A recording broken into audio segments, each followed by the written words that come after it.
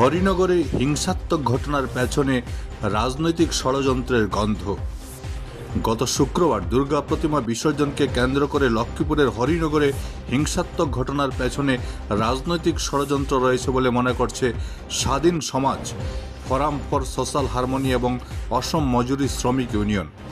এ নিয়ে গতকাল 3টি সংগঠন যৌথভাবে জেলা শাসকের কাছে এক স্মারকপত্র জমা দিয়ে দোষীদের কঠোর শাস্তি দাবি করেছে। এদিন উপস্থিত ছিলেন অসম মজুরি শ্রমিক ইউনিয়নের কাছাড় জেলা সভাপতি মৃণাল কান্তি সোম, স্বাধীন সমাজের সুমন দেব, ফোরাম ফর সোশ্যাল হারমোনির অরিন্দম দেব সহ অন্যান্যরা। Bureau report, Barak vision. আমরা কিছুদিন আগে শুনেছি বিভিন্ন পত্রপত্রিকার মাধ্যমে, সংবাদ মাধ্যমে প্রকাশিত হয়েছে যে কাছাড় জেলার 19টি গ্রাম ডিমা হাসাওয়ে চলে যাচ্ছে, দিয়ে দেওয়া হচ্ছে ডিমা হাসাও। সেই জায়গা থেকে আমরা খবরাখবর নিয়েছি, যেহেতু আমরা কাছাড় জেলার বাসিন্দা এবং আমাদের ভৌগোলিক সীমা কমে যাবে সেই অবস্থাটা মাথায় রেখেই আমরা যোগাযোগ করি ওখানে, এবং ওখানে যোগাযোগ করার পরে আমরা পুরো বিষয়টা জানতে পারি যে লক্ষ্মীপুরের যিনি সার্কেল অফিসার আছেন ওনার কাছে মাননীয় আমাদের যিনি আয়ুক্ত রয়েছেন, জেলা আয়ুক্ত, উনি একটা চিঠি পাঠিয়েছিলেন যে 20 তারিখের মধ্যে ডেমোগ্রাফিটা জানানো হবে।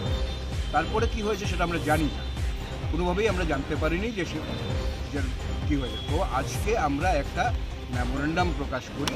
সেই মেমোরেন্ডামে গতদিন যখন এই দশমীর পরে যখন আমরা ওখানে যোগাযোগ করি, যে স্থানীয় মানুষদের মতামত নেওয়ার জন্য যোগাযোগ করি, তখন দেখা যায়, আমি জানতে পারি যে দশমীর দিন একটা খুব খারাপ একটা ঘটনা ওখানে ঘটেছে।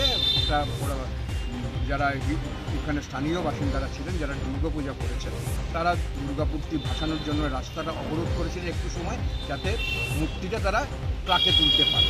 তখন এসে কিছু মানুষ তাতে আপত্তি করেন, তারা সেই ট্রাইবেল জনগোষ্ঠীর মানুষ, এবং তা নিয়ে একটা আপত্তিকর পরিস্থিতির সূচনা হয়।